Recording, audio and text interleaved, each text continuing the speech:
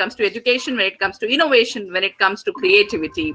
I'm personally a big fan. Ma'am might not know much about me or how much I admire her initiatives, but yes, I have been following her work on social media, have been reading whatever she writes. It's whether it's about parenting, it is about education. There is a lot to take away from what she writes and what she speaks. Let me introduce formally the speaker for the day, Ms. Avanita Bir. On behalf of Ramratna International School family, I, Dr. Jaya Parekh, the principal, extends a warm welcome to our speaker. Ma'am is the principal of R.N. Podar School, Mumbai, an economics graduate from Lady Shri Ram College and postgraduate in economics from Delhi School of Economics. Mrs. Bir has worked in the field of education for over 3.5 decades. She has served the governing body of CBSE and is the recipient of the prestigious National Award for Teachers conferred by the Honorable President of India.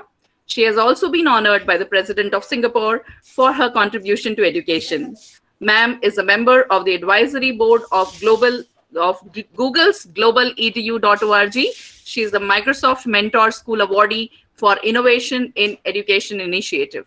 With her urge to bring the best educational thought to India, she has co-curated the Learn Shift India, that is LSI conference in India, in collaboration with the renowned global education thinker, Simon Breakspeare. Ms. Avanita is the pioneer of piloting TED Club in schools across India, a technology enthusiast, passionate about integrating technology and best practices in education. Ma'am also writes extensively on parenting for the Times of India. Mrs. Bir currently heads the R.N. Podar School in Mumbai. It's humbling and truly an honor to have you, ma'am, as an Adharshila speaker. I bow in gratitude and reverence. Please accept our warm welcome and a big thanks. We look forward to learning from you about building a culture of creative confidence and innovation in our schools, in our classrooms, in the society we live. We would hear from ma'am how to operate in today's VUCA world, how to embrace challenges, how to handle paradoxes, how to build trust, confidence, and courage, and how to maximize stakeholder interests. So friends, let us all be ready to learn new things, as innovation is the unrelenting drive to break the status quo and develop a new where few have dared to go. With this beautiful quote, I invite you all to be with us in today's learning journey. Ma'am, it's over to you now. Once again, thank you. Thank you so much. Thank you for the very, very warm welcome, Jaya ma'am. And it is such a pleasure to be part of the Adharshila Talk series. I have been following it, even though maybe not very overtly, but I have been following all the talks that have taken place. And what an amazing initiative! I must say that I was inspired by the initiative itself. And so when I was thinking of what I should be speaking on, this thought that you've been sharing, what Adharshila Talks, this entire series has done for educators and for schools in this last 1.5 years, ever since we were hit by the pandemic, and helping educators to cope with the challenges that we were thrown into. I think it's been a great support for educators to be able to have a platform where they could share their anxieties, their successes, their learnings. And that is exactly what I have always dreamt about, where knowledge would be shared freely, where I always used to feel that educators don't share. I mean, they're very closed about their lesson plans, their ideas. And this is the first time I'm seeing that the world has opened up for educators, and the kind of networking that has happened, the kind of sharing and outpouring of ideas that has happened in the field of education is really, really heartening for me, especially because I'm now almost at the end of my career, having spent 3.5 decades here. It's very heartening that I am seeing this day happen. It's always been, I've been on this mission to, change the way people look at education, the way people look at teaching as a profession, the way teachers look at their own themselves as, as teachers and as professionals. And that has happened. And that's been a great, a win-win, I would say, a great, side effect of the pandemic. And initiatives like the Adharshila Talks has really contributed significantly for that. And so my heartfelt compliments for this initiative. It's helped us to stay together. It's helped us to bind together and bond together, and that, I think, is a great outcome. So I wanted to start with that. In fact, my entire theme and my topic today is going to be, it's nothing new. It is only a refresher course. It's not new knowledge. It's something that we all know about. And I'm just going to be, I've actually, curated most of what I'm saying from my, over the years, my presentations, what I've been sharing, what I've been thinking, what I've been doing. And so it's nothing really new, but I hope you will indulge me when I share this journey of mine of over 3.5 decades. So it's a privilege, ma'am. It's a privilege. Thank you so much. To be part of this journey. I do remember that in early years, when I would have to speak to parents or to educators or to teachers, a lot of it came from, because one was not so experienced, so one would speak about ideas which were from the textbooks or from journals. Whereas today I feel that when I speak, it's actually the years of experience that I've had, and so I generally feel that it comes with that much more weightage.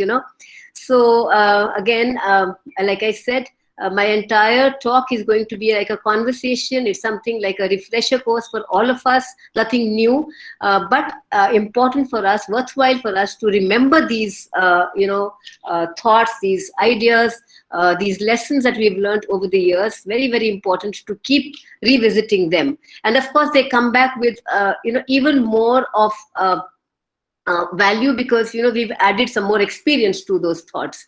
Okay, so that's what I'm going to start with, and if I can share my presentation.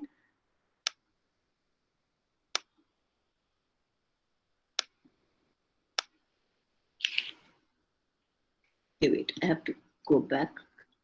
Yeah. So I go back to the year 2015, and I was gifted this book called Creative Confidence by Tom Kelly and David Kelly from IDEO.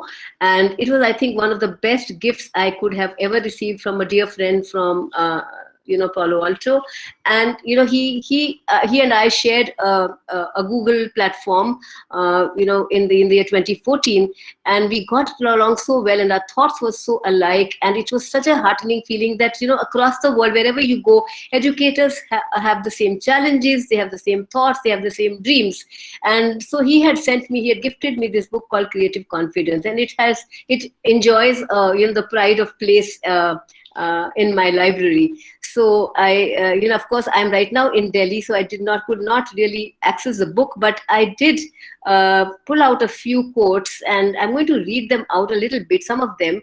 And I want all the audience members and, to just maybe take note of the key elements in each quote. And I begin by the first one, where is at the core, creative confidence is about believing in your ability to create change in the world around you.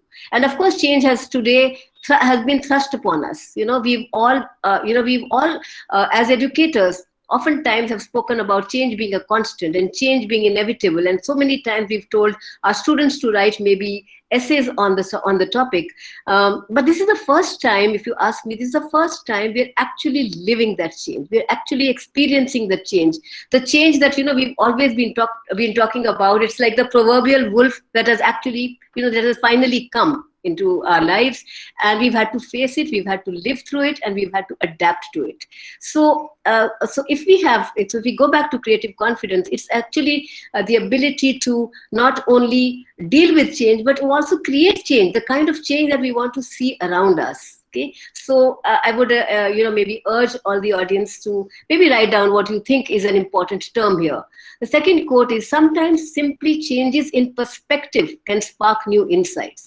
If you let go of what you know, you can start to look at things with fresh eyes and with more questions than answers. But the real insights come from getting out into the world and gaining empathy with the people whose lives you want to improve. Okay. Again, some very important messages, key elements that are being thrown up in this quote. Whether you consider yourself a born innovator or are new to creative confidence, you can get better faster at coming up with new ideas if you give yourself and those around you the leeway to make mistakes from time to time. Permission to fail comes more easily in some settings than others. That combination of thought and action defines creative confidence, the ability to come up with new ideas and the courage to try them out. Striving for perfection can get in the way during the early stages of the creative process. There's no such thing as creative people and non-creative people. There are only people who use their creativity and people who don't. So all of us have creativity within us. Creative confidence is about believing in your ability to create change in the world around you. There is no innovation and creativity without failure. Creativity helps us fight off the monotony of everyday life. I think very important for teachers, for educators, not to become complacent, not to let the disenchantment set in, but to keep working on your own, profession, your own calling, and remove and get rid of the monotony of routine. Part of creative confidence is the willingness to try. Okay. Inhale courage, exhale fear. Important, very important elements of creative confidence and innovation. Constraints can spur creativity and incite action as long as you have the confidence to embrace them. The creative person is willing to live with ambiguity. He doesn't need problems solved immediately and can afford to wait for the right ideas.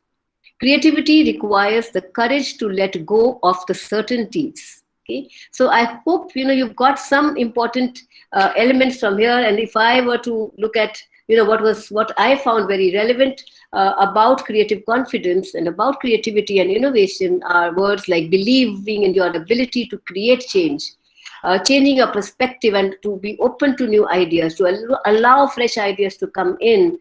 Empathy is an important part. Empathy for the people around you is a very important part of creativity and creative confidence. A combination of thought and action. Not, it's about, not just new ideas, but the willingness and courage, the courage to try them out. I think very important words there.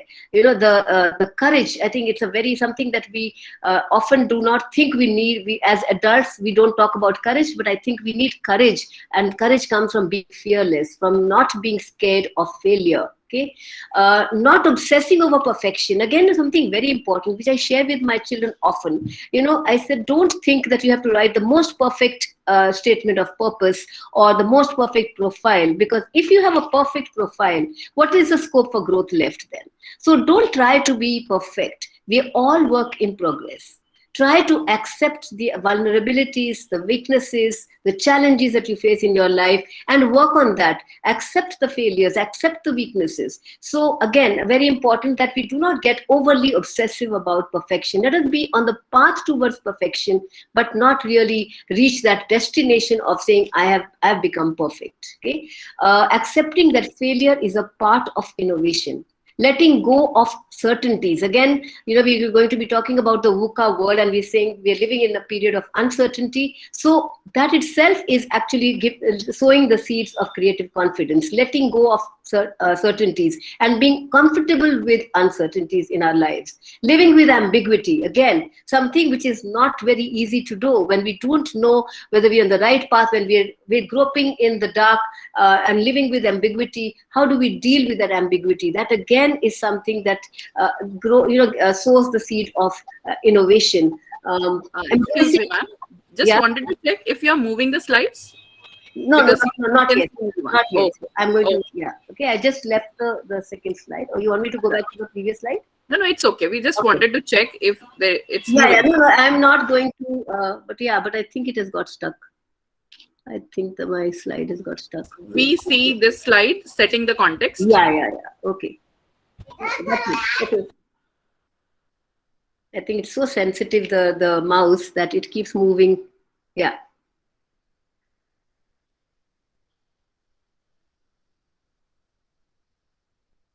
Okay. Is it okay? We have gone one slide back to Yeah. the quotes. Yeah. Okay. Fine. Now. Is it okay now? Yeah.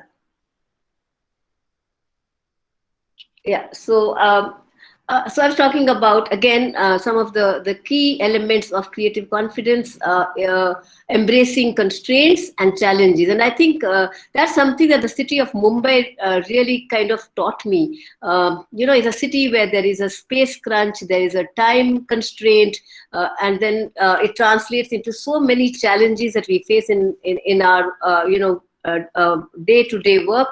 I found that coming to Mumbai, and I moved here about 20 years ago, I found that I learned to become a better problem solver, a more creative person, because I had to learn to deal with constraints, to accept and embrace challenges and find a way out. If I needed to do something and there were challenges along the way, I had to embrace them, and that is how I was able to overcome them. So that is another important part of creative confidence, building creative confidence and innovation. Looking for opportunities in the constraints. Again, something that we've all learned, I think, during this period when we've been struck by the pandemic, having to overnight. Been thrown into thrown out of gear and into the online, into the digital medium, digital education. The way we've been able to embrace, we've been able to look for opportunities in that. And I think Adharshila Talks itself is one of the opportunities that you have availed of in times of, digital education. Not letting the disenchantment set in. Again, very important. That's one of the good things about change and about constraints, that, because you're trying to overcome the changes, the constraints and the challenges, you are constantly then, working on it and not letting the monotony of the routine work set in. Okay. So, setting the context, and this is the context to the talk that I'm going to be giving, which is about change and about the VUCA world, and about how do we, operate, how do schools and educators operate in a world of which is, characterized by so much of unprecedented exponential change. Change has always been there, but the kind of change that we've seen in the last 1.5 years that we've had to, especially for educators, has been completely unpredictable. It has been exponential, and we've had to adapt, and we've had to be agile enough to embrace and to deal with that change. So something which, I think as educators, I used to always feel that the biggest danger, the biggest threat to teachers and educators is that of complacency. When we think that we know what we are teaching, we've been teaching over the years, it's the same thing over and over again, and so we know it like the back of your hand, and then we tend to become complacent. I think that is the biggest threat to educators. So the goal to be a lifelong learner, and that's what I was listening to your to your introduction, the video that you were sharing. It's all about continuously learning, okay, and being on the move. And I think that's something that change makes you do. So I like this phrase: nothing is predictable except the unpredictable. These are the times that we're living in. And if we move to the next, the VUCA world. Okay, now the VUCA world is a jargon which I heard about, I think, a couple of years ago. Just as new words keep getting added to our vocabulary. This is a word that I was very fascinated by, because I always used to think that ambiguity and uncertainty and complexity were all more or less the same thing. Okay, and it's all resulting from the change that we see around us. But there is there is a fine line between all these four aspects of the VUCA world that we're living in. We're talking about ambiguity, which is lack of clarity about meaning of an event. Uncertainty means being unclear about the present. Volatility is the rate of change, and like I said, the rate of change today is exponential. So while schools were changing, but they were changing in a linear form, the change that we see today, okay, around us, is exponential change.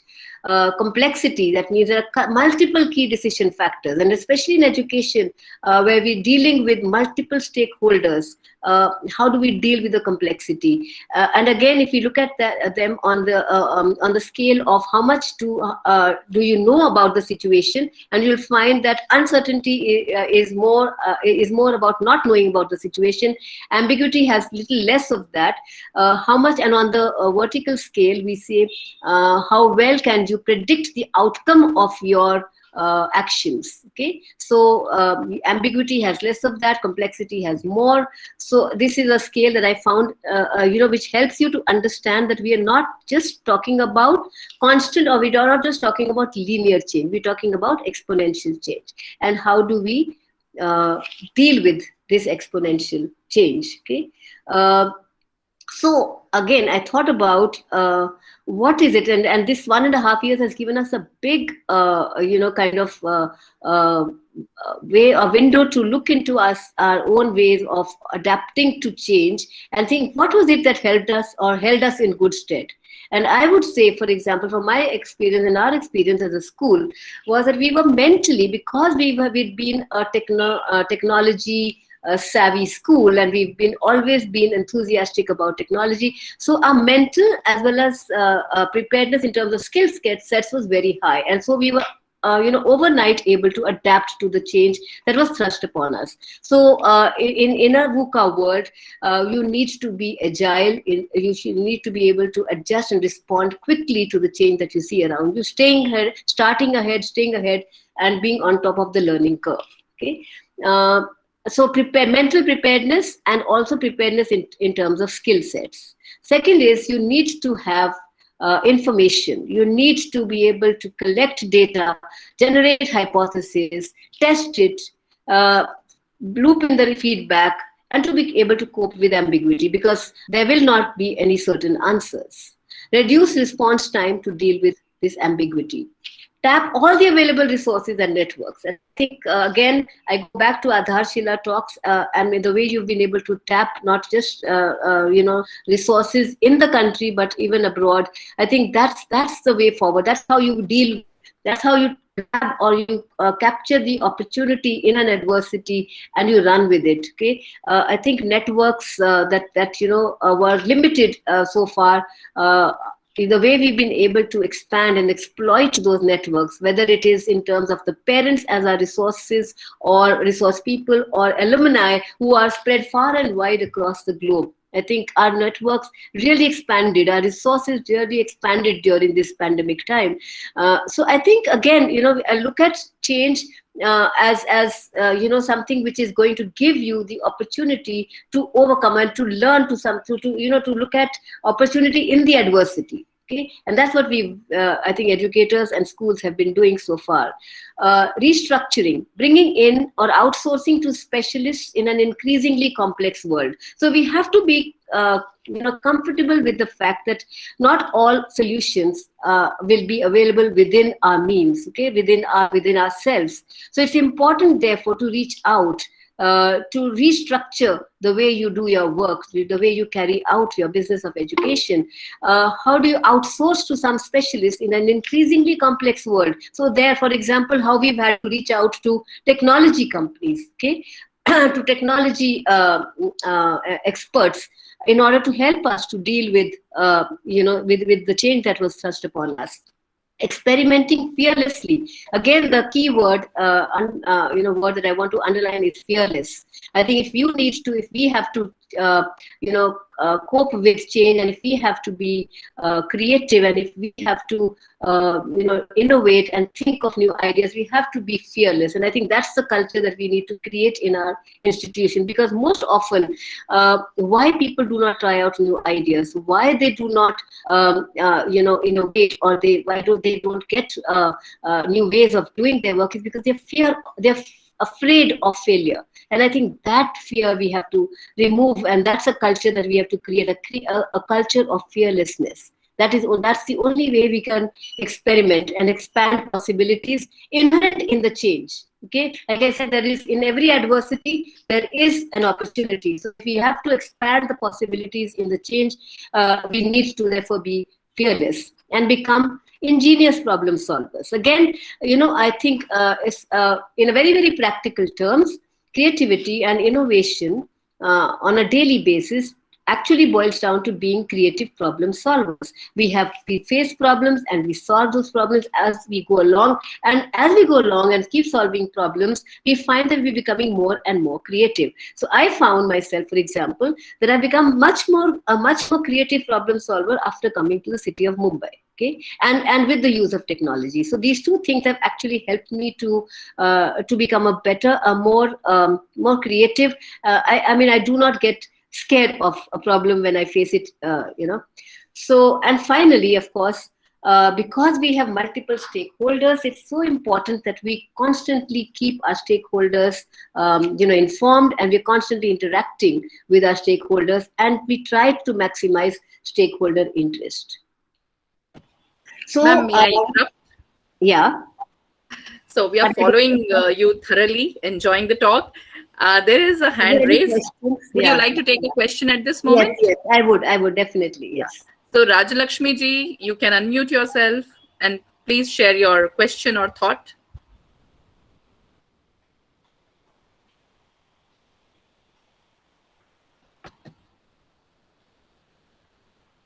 Maybe it's by mistake. Okay, ma'am, please. Any thoughts, if anybody would like this point of time? It'll be nice if you can, have some kind of conversation interaction. Yes. Right. So we have been receiving some thoughts which were in sync with what you were saying. Yes, I think Rajalakshmi ji is now unmuted herself. Yes, Raj. By mistake only. Sorry. No problem. But I'd really love to hear your thoughts if you have any to share. Okay? Because this is like, we're all talking about sharing. We're talking about, embracing, this community of, educators and talking, and having a conversation. I think that's very important. Yeah. So I do agree with your thoughts, because even talking now also is a hesitation because we think that we may make a failure. Yeah. Yes. So we hesitate to give our points also in between because we think that we may commit a mistake, and we are waiting for a perfect moment. I just spoke about, I said, we're always going to be work in progress. So there will never be a perfect time for anything. So let's just make the most of the present, So, and I think, I'm actually very excited about, our present time that we're living in, because I feel that minds have opened up and the possibilities are, immense now. I mean, today, if you ask me, if the CBSE board, I'm in Delhi right now, and they've asked me to, help them. I'm on the committee for the examination, setting up papers, and the kind of challenges that we are facing. I mean, and the board is facing, and they're throwing it at us, and it's like, can you do a pilot exam tomorrow? Okay, which means that I have to set the paper, and I'm in Delhi, and I have to tell my teachers, can you set the paper and administer the exam tomorrow, and by the day after, can you give us the report, the feedback? Okay, and today I don't feel scared that I can. How will I do it? And believe me, again, we are living in a time where teachers and students, all of us are ready to take on any kind of challenge that is coming our way, and I think that's what is very exciting. Very, very exciting, because educators and education was not like that in some years ago. Okay, so for me, that's that disruption that has happened, and this whole excitement, that you feel the adrenaline flowing, and that you are able to take on bigger and bigger challenges, is very exciting for me. So, like I say, I keep using this word. I feel I can see green shoots starting to emerge. Okay. And I feel we need to quickly leverage the advantage that we have right now. There may be a disequilibrium, and again, something which I feel very strongly about, that a disequilibrium is necessary for us to reach a new higher equilibrium. So I agree with every you. time there's a disruption, we're going to actually raise the bar for ourselves, and we'll reach a higher equilibrium. We'll have a new normal. When we're talking about the new normal, it's a new equilibrium that we're talking about, which would be a higher equilibrium compared to the earlier one. Okay, so we're actually poised to take that leap. Yes, ma'am. I totally agree with you, and it feels like we are all evolving. Yes, So exactly. it's not just that slow evolution Yes. process we have all witnessed, the biological evolution, but I feel in every aspect we are evolving, and again it is exponential. Yes, exactly. And now I have gone, my slide is gone. Okay, yeah. So closer home. Okay, wait a minute. You know, on the Mac, this is such a sensitive mouse that it just moves. Okay, so I'm just looking at. I mean, again, this is an old presentation that I had, made, which like I said, I curated from it. What are the lessons that we learned about change? Okay, and I remember that we started experimenting a lot after the CBSE, kind of when the CCE was announced. Okay, so 1 minute, let me just go to the slide. Yes, and that was when I realized that the way we were functioning, everything was manual, right? Most of our, apart from maybe a learning management system that a school would have, most of our academic processes were still very, very manually done, right? And when the CC was announced, I remember coming back and thinking that we need to use some kind of a technology solution to be able to cope with the myriad challenges that CC was going to throw at the teachers, the amount of work the teachers had to do, okay, in terms of doing a continuous and comprehensive evaluation of students, right? And the new pattern that was being introduced, I felt we needed a technology solution, and that's when we started to open our minds to embracing technology to make our processes more efficient, our academic processes more efficient.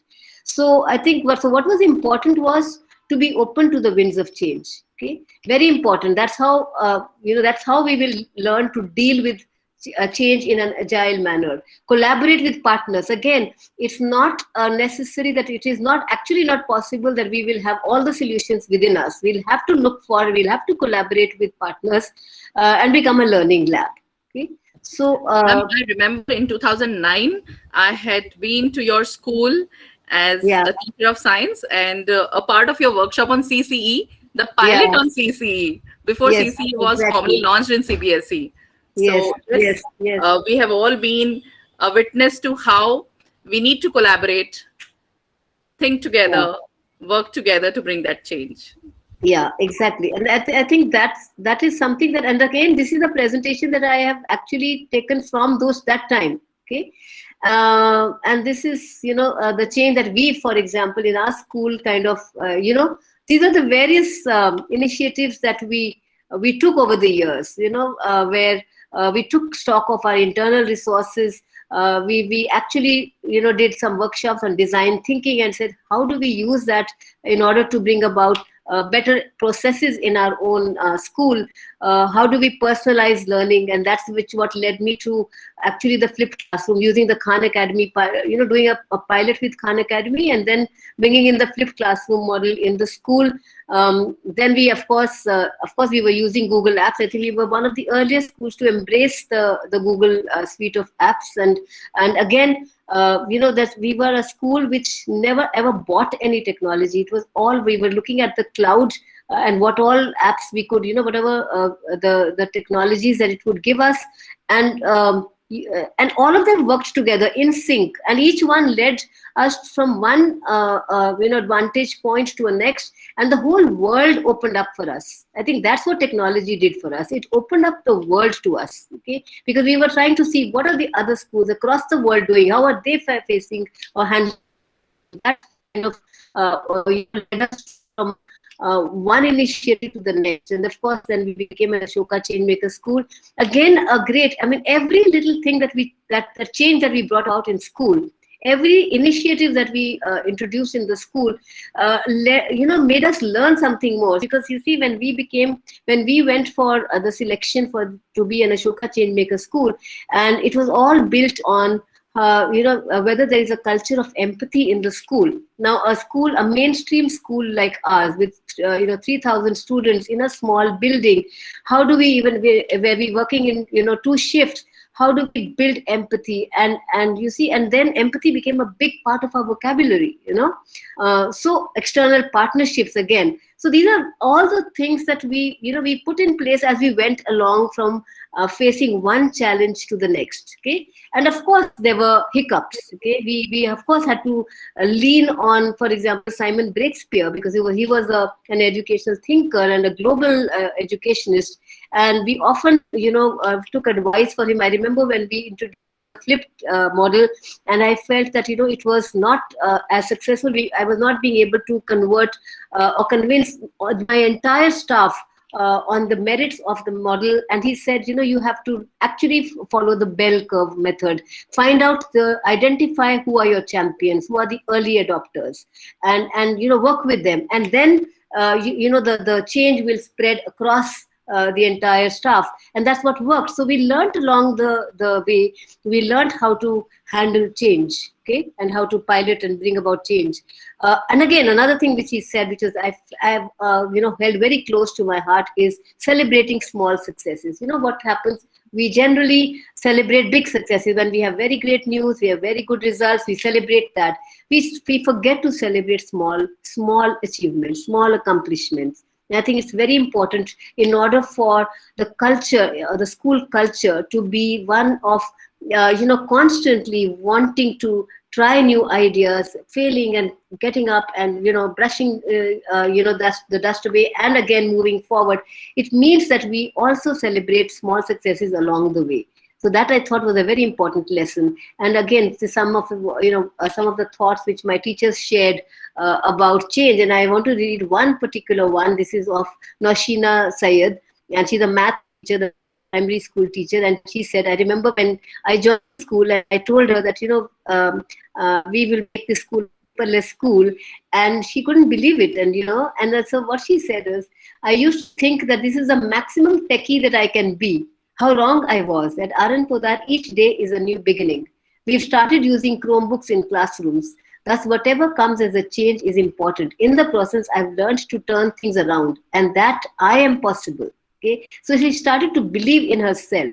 Okay, so I think getting the teachers starting to take pride in the work that they were doing. I think that's so important, because unless your teachers, because a school who forms the core of the school, it is the teachers in the classroom who will bring about the change for the children in the education of our students, is the teachers. Okay, so and I found that these little imperceptible changes that I saw in my teachers, okay, starting to feel proud of the work that they were doing, valuing the work that they were doing, okay. And again, this came from the fact that they never thought they could learn technology. And when they started to do small things like making a Google Calendar and sharing it with their colleagues, okay, that itself gave them so much joy.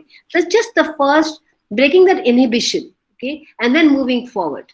Okay, that itself did wonders for the teachers. So the culture became that of trying out new ideas, not being scared of failing, and then moving on and on. Okay, of course, along the way, we also had to remember that there were certain non-negotiables. Okay, because as we're moving on and we try changing so many structures around us, it was very important that we keep cognizant of some important non-negotiables. For example, we are an academic educational institution, right? And the children come to us. Our parents have very high expectations from the school, especially with respect to their children's educational standards. Okay, so achieving academic excellence was never negotiable. It is non-negotiable. So we had to ensure that, and so once we set those processes in place, and the parents started to believe and trust that the school will not let their children down in terms of the academic standards, they started to enjoy the experimentation. They joined us in the innovative ideas, new ideas, and they were not scared that the school is going to let their children down. Okay, we also said that we were also ready for the future, the uncertain tomorrow. So we said we have to also build skills in order for us to be able to face the uncertainty tomorrow. And that's what we saw during, when the lockdown happened. Again, something which I feel very extremely heartened about my school is that anybody who comes to the school says, you have a very happy school. The children are all the time. And the best time to see that is when the children are leaving after dispersal. Okay, a dispersal time. When you see the children's excited faces, happy faces, you feel that you've done a great job, and it's a happy school that you've created, a school which has a head, a heart, and a soul. I mean, that's been our great dream, and that's something that has been, for me, the greatest reward, the greatest satisfaction. Okay, where we've transformed from a school that students trusted to a school that now trusted its students. Okay. Okay, now moving on to, so what is it that, like I spoke about change, okay, and what helped us to change, and what are the lessons that we learned about change, okay? Like I said, teachers are the most prone to form very die-hard habits. It's, by default, a teacher will turn to the blackboard to write on the blackboard and use the blackboard. By default, the teacher will use a PPT, and the children are not interested. And, so how do we change that habit? Okay. How do we change classroom practice? By changing that habit. How do we change that? And that's a very big challenge for teachers. Okay. Because even when we were doing the flipped model, the default for teachers was to start giving the lecture again. The children have already gone through the lesson, and when they came to class, the teachers were supposed to be, kind of taking off from that. The children have already familiarized themselves with the concept. Now you have to take them to a level higher. But the teacher's default was to go back to giving direct instruction, to give a lecture. Okay? And that was very difficult to change. That was our biggest challenge. In fact, we didn't anticipate that the biggest challenge to flipped would come not from the students, but from the teachers, because they were so used to, so conditioned to giving a lecture in a classroom. Okay? So what is important is that we break these habits, and we have to break by doing, and how do we do that? By breaking inhibitions and giving them confidence that we can go on to do more. Okay? Anybody wants to say something? I think it's by mistake. Okay. I request KG9 Bengali second language to kindly mute yourself. Ma'am, towards the end, if we have time, and if you wish, I would like you to throw some light on flipped learning for those who aren't versed with it. Absolutely, I would. Thank you so much. Yes. Thank you. Okay, so again, and you see, when you take a small step and you repeat it again and again, okay, it's by repetition that you start to get out of an old habit. Okay, and of course, what is needed is a very, very supportive ecosystem, and that ecosystem is what we talk about is what we refer to as the culture of the school, where exchange of ideas takes place, where people are not scared to voice their thoughts or their new ideas, even if they're not confident about that, where everybody's struggling together, where somebody comes up with a new idea and shares with her his or her colleagues, finding new ways of handling challenges. And I think that would actually become a motivation for them to try out new ideas. Okay, so providing that environment, providing that kind of a non-threatening space to teachers to try out new ideas, so that they do not fear this change, or they do not fear failure. Okay. Okay, so we come to now again when I talk about the environment and school culture. Okay. What is a school culture? And school culture is nothing but the beliefs and the assumptions that we live by. Okay, our school works on. So we have a philosophy that we believe in. We have certain beliefs. We have certain assumptions, and of course we experiment. But we also try to hold the ground roots very, very strong. We're very grounded to our roots also. So while we're trying to initiate and modernize our processes, some of the beliefs, for example, like I said, the non-negotiables that we have as part of our educational institution should be kept in mind. A supportive school environment that encourages collegiality and collaboration, professional development and growth of all its members will contribute towards shaping a positive school culture. I think that's something that consciously and on a day-to-day basis we need to build this kind of positivity in the institution. When you have a shared sense of mission, then everybody is working together, everybody is improving together. Schools improve best when small successes are recognized and celebrated, something that I already spoke about. Okay, and I found this, this is actually a quote by Steve Jobs, and I remember my son sharing it with Steve, and I thought it was so wonderful. And Steve Jobs said, "Your work is going to fill a large part of your life, and the only way to be truly satisfied is to do what you believe is great work. And the only way to do great work is to love what you do. If you haven't found it yet, keep looking. Don't settle. As with all matters of the heart, you will know when you find it." And this is something that, I used to say this earlier without really thinking that, it was something that Steve Jobs has spoken about, the love for the work that you do. Every morning, I would do a litmus test for myself. When I wake up in the morning, do I drag myself to work? Or do I feel energized and I'm raring to go? I jump out of bed and I'm excited about going to work. I think that's a great test to test yourself whether you are, you're in the right profession, you're doing the right job, you're on the right track, you love what you do, okay? Whether you are excited about going to work. And that's a litmus test I think all of us can do, okay?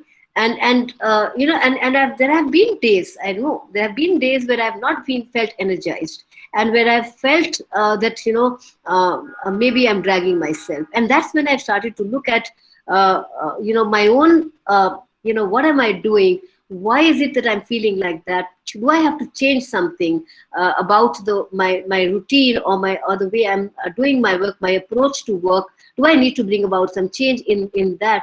And that has always helped. And oftentimes I have found that I have to get away from my work a little bit. And sometimes I've traveled a little bit. And at the moment I reach the airport, I start to feel, I start to feel fresh air, fresh ideas coming into my mind. So sometimes it's important to disconnect from what you're doing with your present work and let the fresh ideas come in, okay?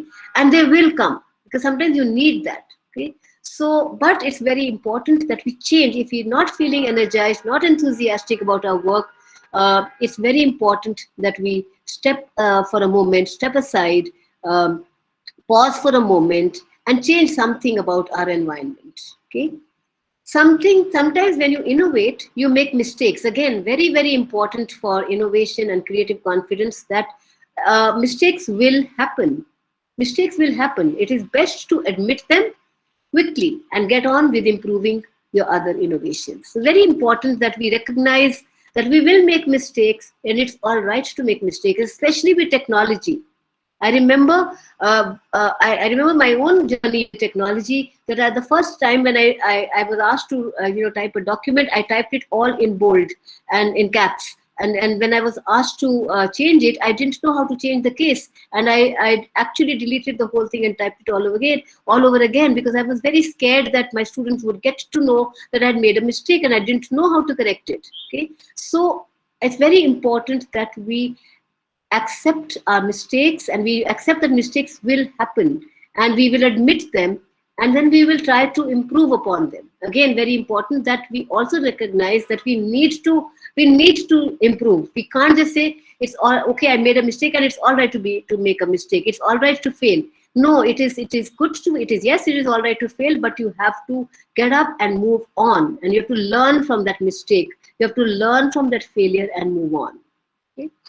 If a school does not stand for something more profound than raising achievement levels, then it probably does not make a memorable difference to teachers, students, or parents. So we are not just about academic accomplishments, okay?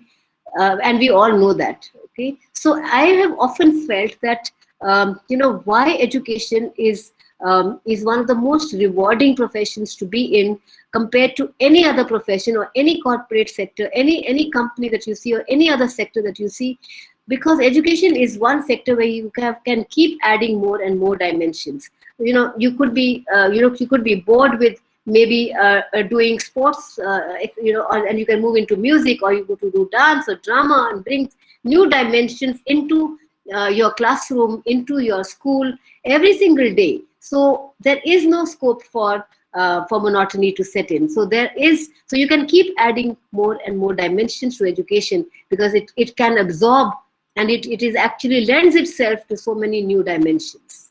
Okay. And which brings me to the next slide, which is again one of my most favorite slide, and again something that took time for our school to do, about opening our minds and our hearts and our what should I say, our portfolios, our lesson plans, to sharing with others. Okay, and I love this phrase, okay, which I came across some years ago, and I think it's so relevant today.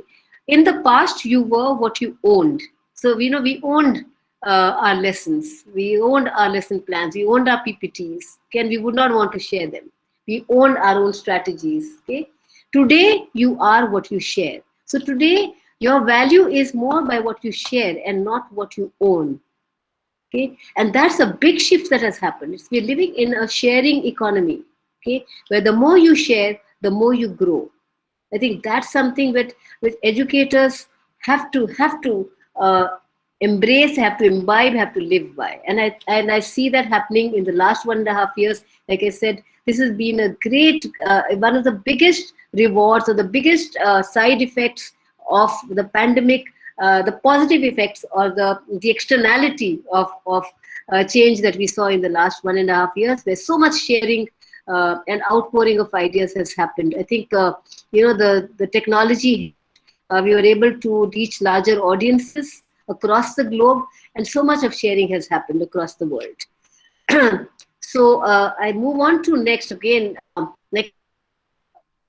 journey of an educator, of a practitioner, and for me over 3.5 decades hasn't been easy. Okay, there have been challenges, there have been paradoxes which I have had to deal with, there have been dilemmas that I have had to find answers to, and again something which, again, these are all dilemmas which I personally experienced. Okay, so again, nothing from a textbook, and one of the things that I learned was that management books or business schools do not teach you certain lessons of leadership, which I actually learned on the job, on the ground. Okay, the first one being that nobody should be sitting in ivory towers. Nothing can happen if we sit in ivory towers, if we just preach, if we just talk and we do not walk the talk.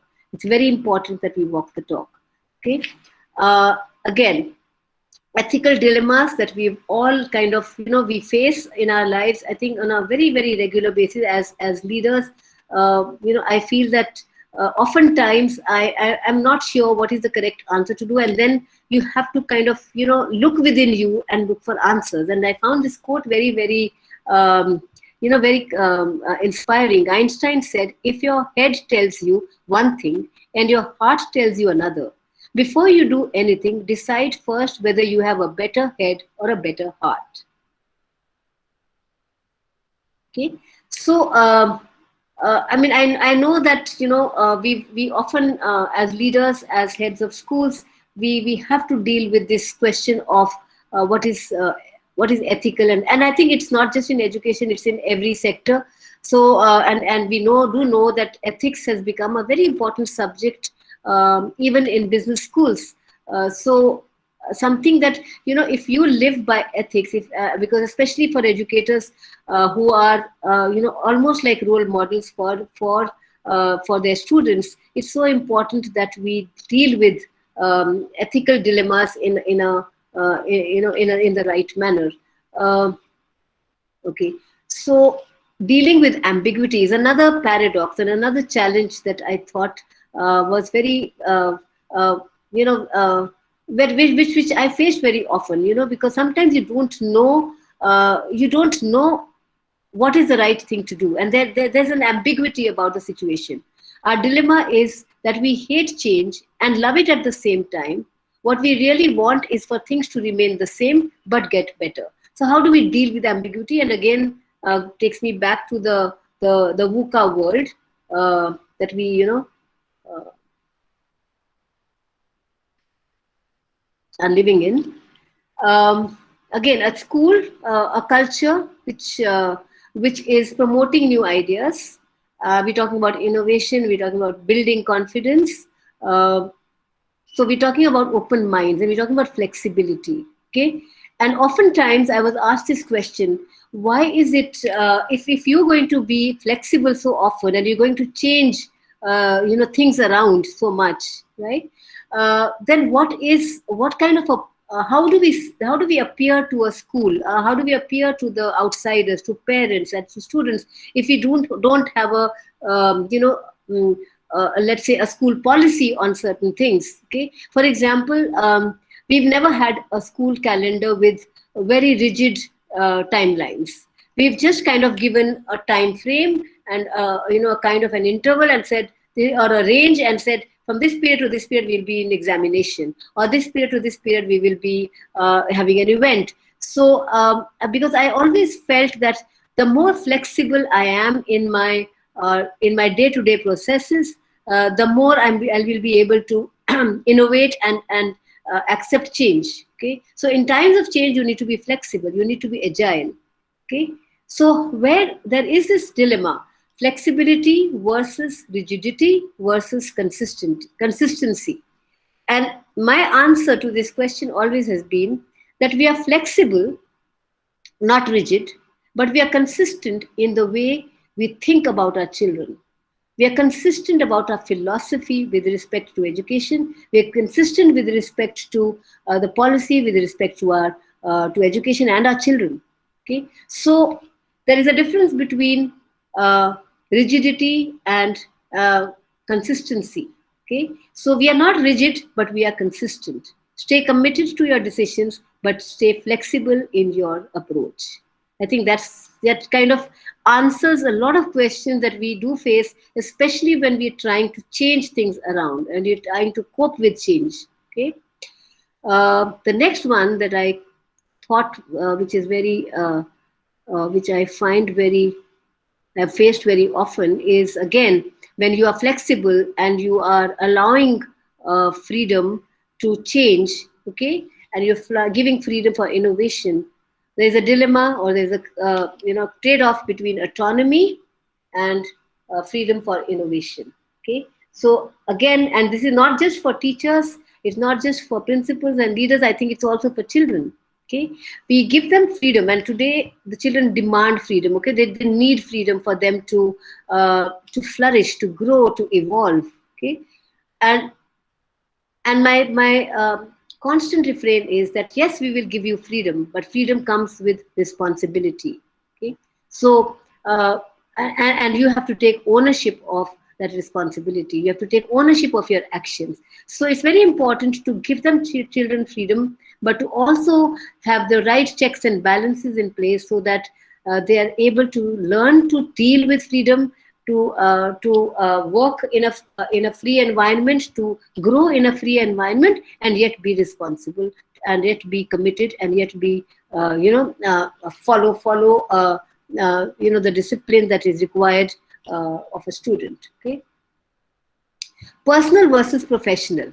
I don't know how often any of you have faced it, but I have found it very often, because you see what happens is that we're all human beings, and we all have our own personal biases or our own thought process, and sometimes it can conflict with the professional.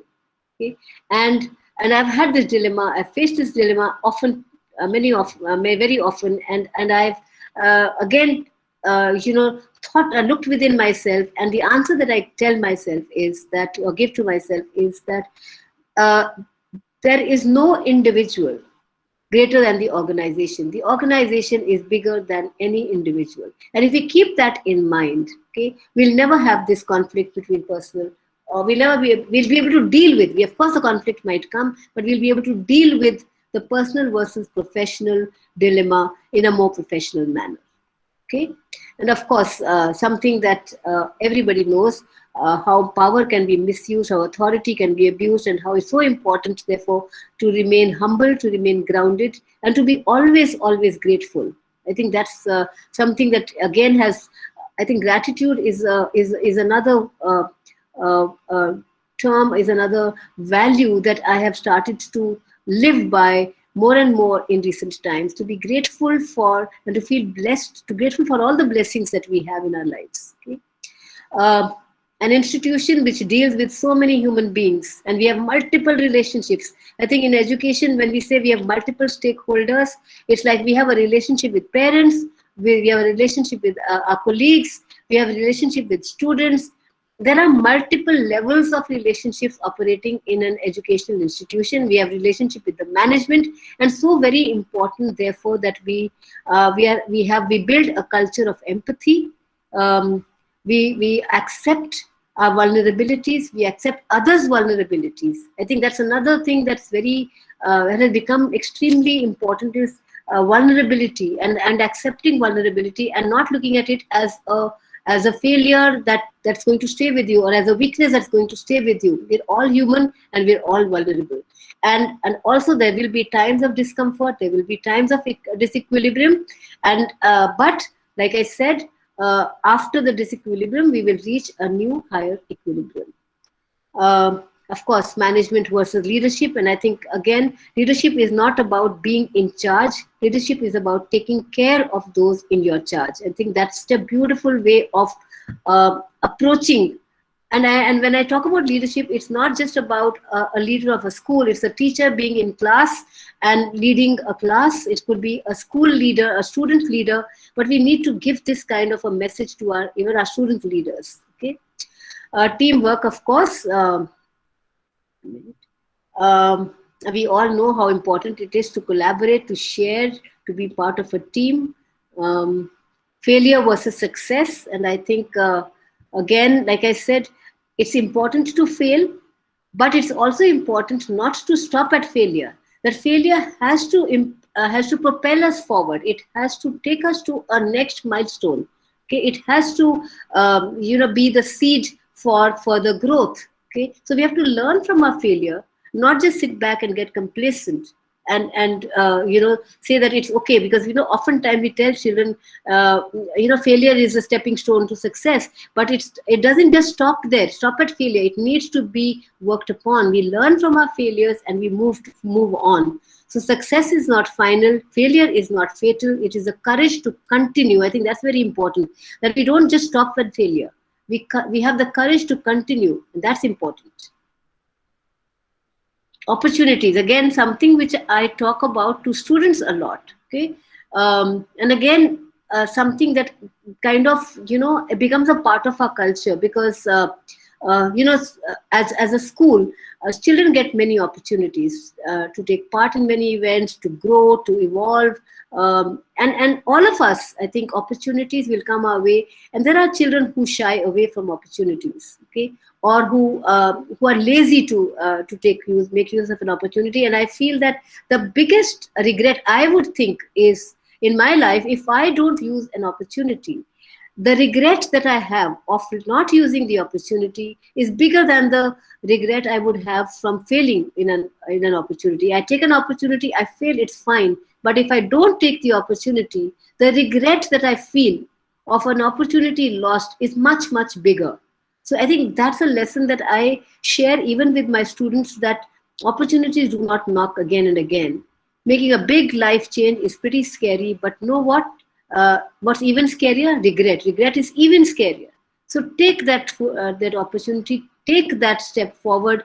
When change happens. Constraints and creativity. I've already spoken a lot about how I look forward to challenges and constraints.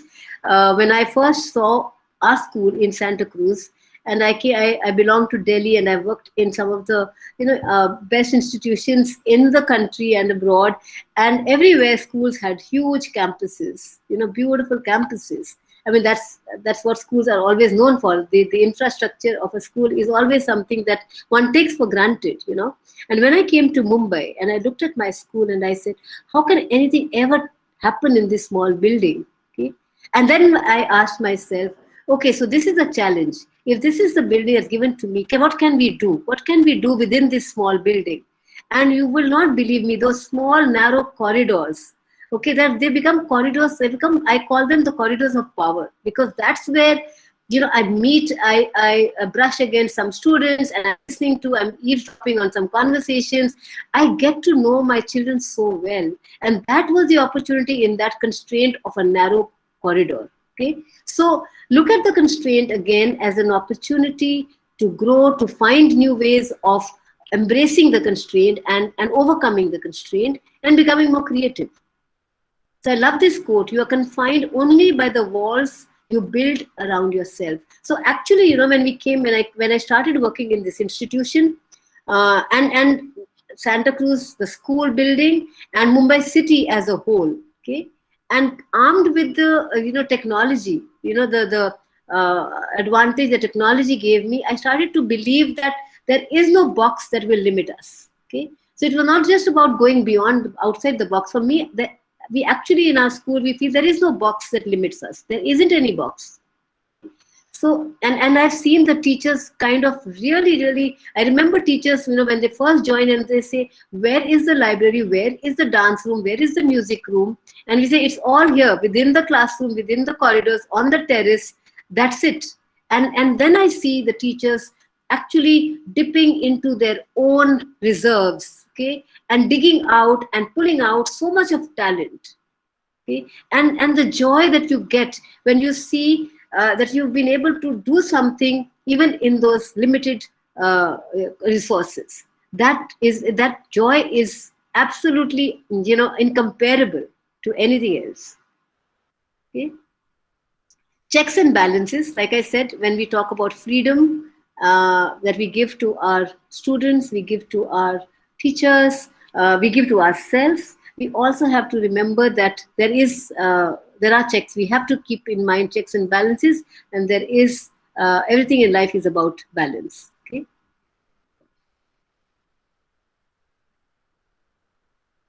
Yeah.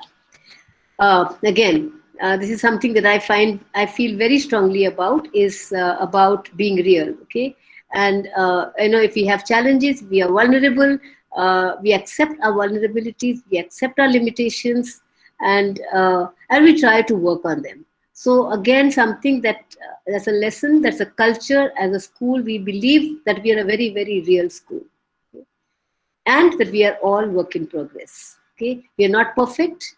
We have our weaknesses, we have our limitations, we have our vulnerabilities, but we are working on them, and we are all. I always say we are all work in progress. And so there is always scope to grow, to learn, to evolve, and to move on. I think that, and recently our students had done a TEDx youth program, and the topic they chose was blind spots. And we actually invited our alumni to speak on this topic, and I kept thinking, what is it that the children are going to speak about? And each one has approach the topic of blind spots from the area in which they're specializing, whether it's architecture, or somebody is a scientist, or somebody is an entrepreneur, and the perspectives they brought to the topic of blind spots. And I really felt that they've actually used this whole argument about we being work in progress so beautifully, that we all have our blind spots, but we work on those blind spots, and it actually provides us an opportunity to grow, an opportunity to evolve. Okay, so again, I think I'll stop here, because I've spoken a lot, and there is something on innovation, a section, but I don't think it's really, I think, we're talking about building a culture, and innovation everybody kind of knows. But if there are any questions that anybody would like to, maybe any remarks, anything that you would want to share at this point of time, I'd be happy to share my journey, my experiences, my experiments with education. So friends, any questions?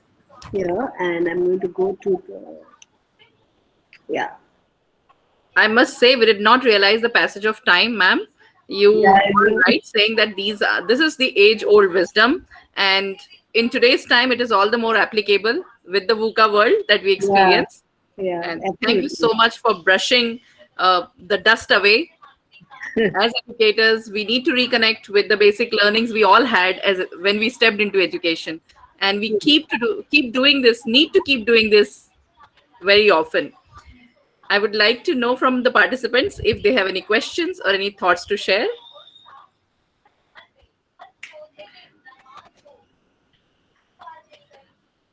Ma'am, meanwhile, Yeah. if you could just throw a little Yes, light on flipped on the learning. fifth model. Okay. So, some years ago, we were actually trying doing a pilot with iPads and wondering if iPads should be introduced to school. And this was a time when, CC happened. We had started to experiment with Google Apps, okay, the Google Docs and Google Suite of the entire suite of apps. And so we had started. So, like I said, a whole new world opened up for us. The whole world of technology of the internet that opened up for us.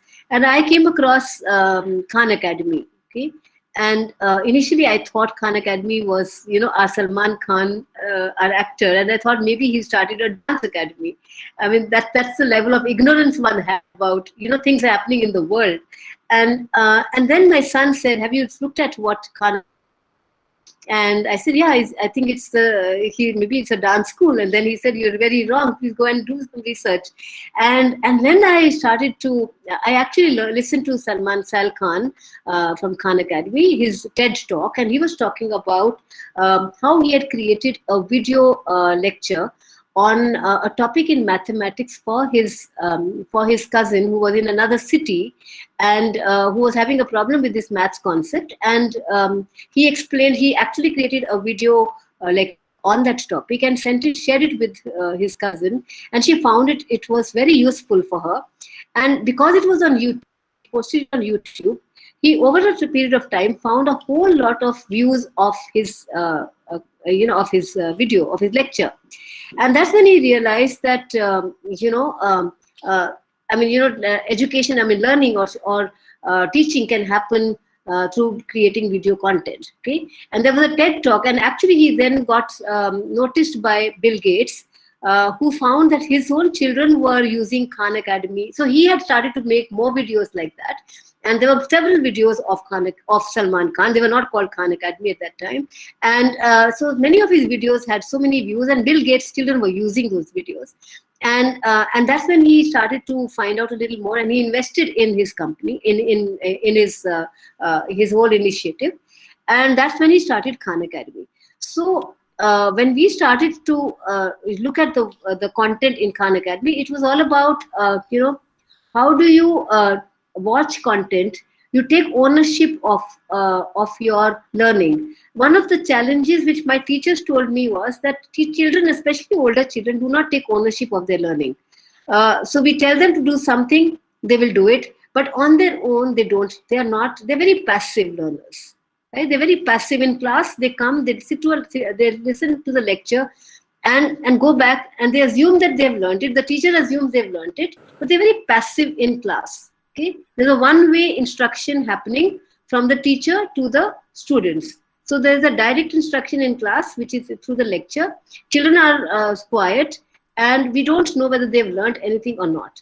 So Salman Khan was speaking about this concept of flipped classroom, where he said that let the children watch the video of the lecture at home. Let the lecture go home. Okay, and the children have already seen the lecture. They've got some information, some knowledge about the topic. They come to class, and now the teacher does not give a lecture on the topic. The teacher takes off from the lecture now, because invariably, we always found teachers saying that we don't have time to do more discussion in class. We don't have time to take up higher order thinking skills in class. Okay, because by the time we finish the lecture, we have to move on to the next topic. So they always felt there was a shortage of time. Okay, so he said, flip the class, flip this whole learning. Take the lecture home, normally the teachers will give a lecture in class and give homework to the students to do at home. So exercises to be done at home. It's only when the students start to work on the problems or the exercises at home, they realize that there are some gaps in their learning. And that's when they need to help them to understand, to make sense of the problem that they are trying to solve. So the teacher is required to help solve problems rather than in the lecture. So he said, reverse it, flip it. So you watch the lecture at home. In class, you discuss the topic and you help the student to handle questions of thinking and be with the side with the student. So be the sage by the side, right? Rather than the right. So again, this is the philosophy of the flipped model. So what happened was we did a pilot with Khan Academy and we found that the maths content was really good. Okay, but we couldn't find enough content mapped to our curriculum in subjects like physics, chemistry, and other subjects. So we decided that we'll create our own video content, okay, and share it with the children. Children were watching it at home, and when they came to class, the teachers were supposed to take up the topic from that level where the children already have some knowledge of the topic, and they were able to do that much more in class, have more interaction in class rather than a one-way direct instruction, a lecture going from the teacher to the student. That is the philosophy of the flipped classroom. Now, of course, we made the video content and we collaborated with a technology edtech company, somebody who was also very passionate about teaching as a subject, about teaching in the way that children would learn better or engage better. So they were good with technology, they were good with the content, and so we built some really great video content which we shared with our children. The challenge came from students, one, not from the parents. The parents, like I said, once you've built trust with the children, with the parents, and you've said that there are non-negotiables, and you've kept those in sight, then you're able to experiment. So the parents were fine. The challenge came from students who had we've conditioned them to think that they come to class and they only have to listen to the teacher and not interact and not question and not ask or do anything more than just listening, passively listening, right? That's a challenge for us, which surprised us. The second bigger challenge that really stumped me was the challenge coming from teachers. Because by default, historically, teachers have always given a lecture in class. Okay? It's changed now with the way we are now interacting with students online. Okay? Teachers have evolved now. But when we introduced the flipped model, that was a big challenge that we faced. How do we make sure that teachers are also empowered? So when we bring about change, right, we have to ensure that we train we empower our teachers through maybe workshops or professional development programs, but we need to actually upskill the teachers too, right? So we can't just bring about change and throw them in. We have to have teachers while bringing about the change. So that was a big learning for us. Okay, so we then of course looked at the technology, and like I said, when I traveled to for my Google discussion, my panel discussion, I met with this person who introduced me to a company called what is it? Something that everybody is using. Something for where you put the video on content and then you can keep adding questions. I forget the name now. Anyway, everybody uses it. In fact, it's an app. But used to that, where no, it's something with E. I forget that. So what happened was that in order to ensure that the children were actually engaged with the video content, there was this app which was available, software available, where you could load your video on YouTube, and you could keep inserting questions after every few seconds or minutes, so that the child has to answer those questions. Then only he can move forward to the next segment of the lesson, of the video. Okay? So technology, again, like I said, technology solutions will keep coming in. So as educators, if we experiment with technology. It is at the intersection of the teacher, the educator in the classroom, the technologist who has the know-how, okay, and a spirit of innovation, right? Something who facilitates this. These put together will bring about change.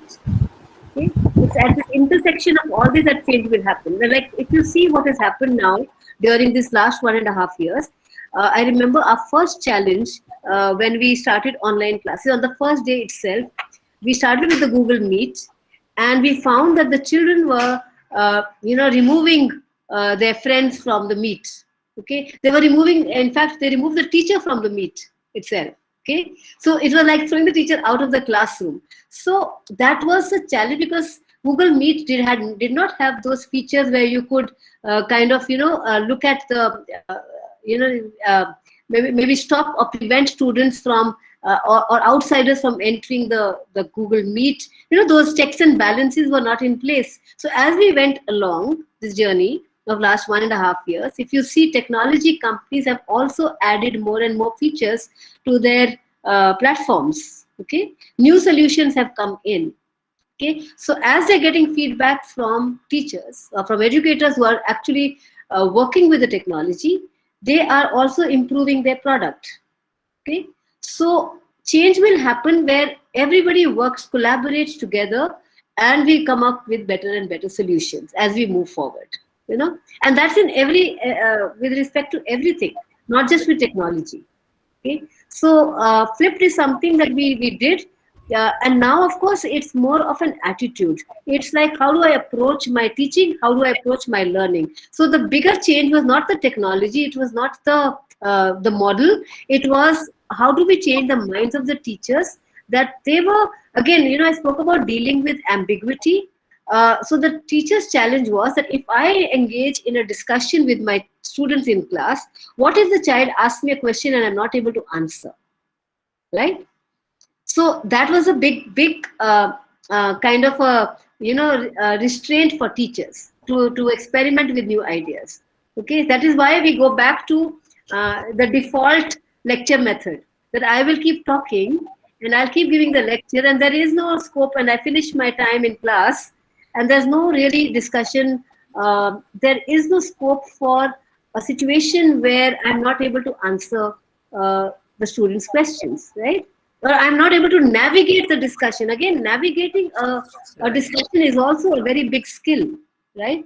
So we have not empowered our teachers with that skill. Okay, so that needs to go hand in hand with if I'm introducing the flipped model, I have to now train and empower my teachers too. So we then started to work on how do we, so our focus shifted from the video content to now, how do we make our teachers feel confident in class to use the model,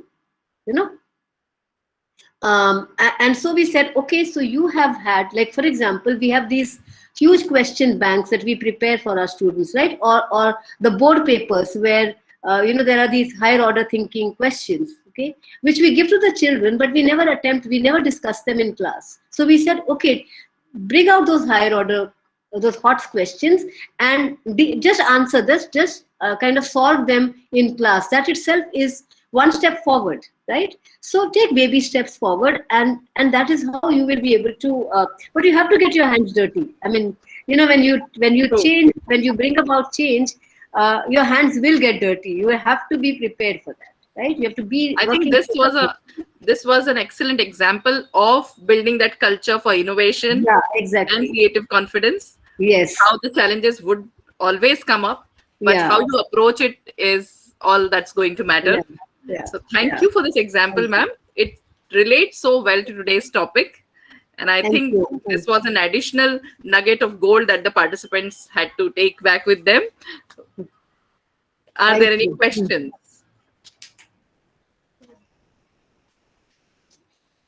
I think the explanation, the way you have explained, it made the whole scenario come up alive before each one of us as educators. We could put ourselves in the place of that teacher, and you as the leader, and the students as well, the parents as well. So we could relate to the situations that you have mentioned throughout your presentation, and this one, the last one with flipped learning. And like you said, it's all about the approach.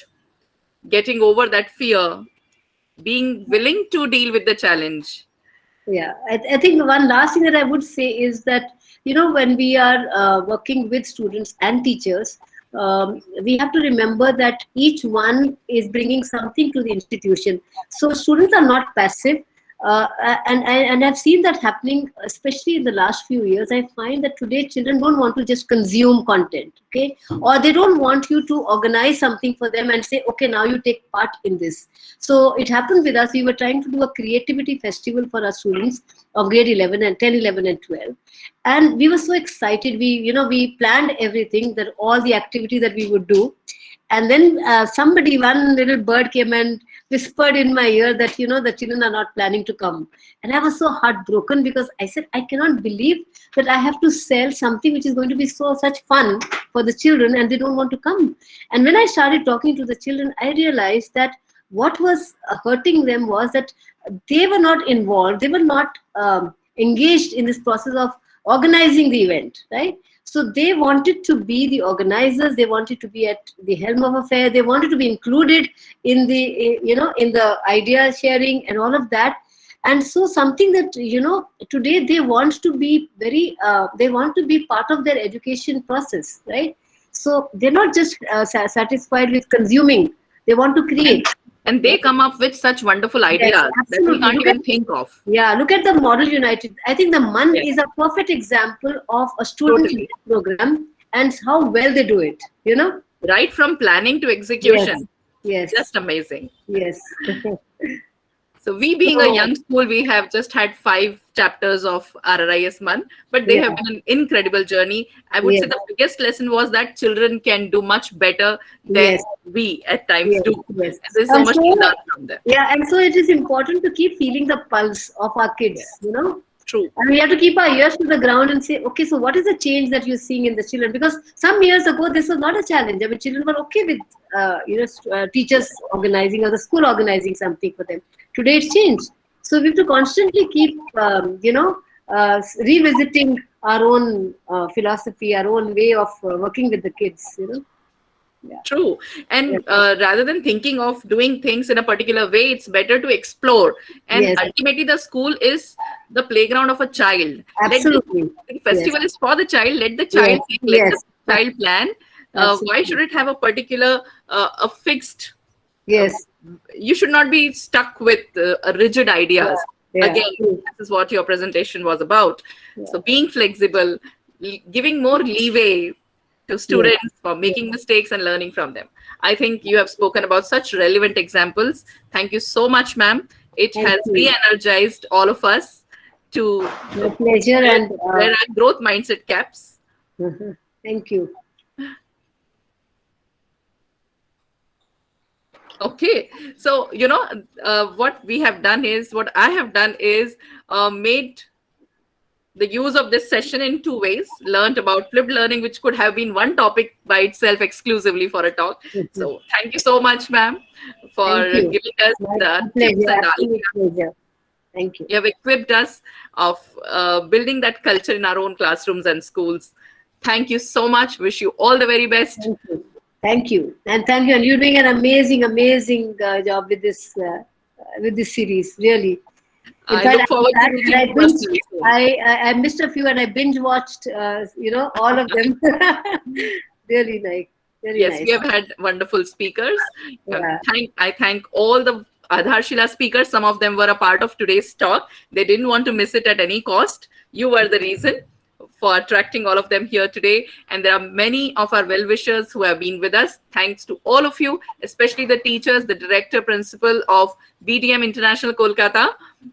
They are our patrons right from the first talk. We are so indebted for your support and love. Thank you. Thank you, everyone. Thank you. For you, ma'am, on the work front and on your personal front, all the best. Wish you success and happiness. Thank you so much. Bye-bye. Bye-bye. Everyone, see you next Monday at the 61st talk of Aadharshila with another inspiring educator. Thank you.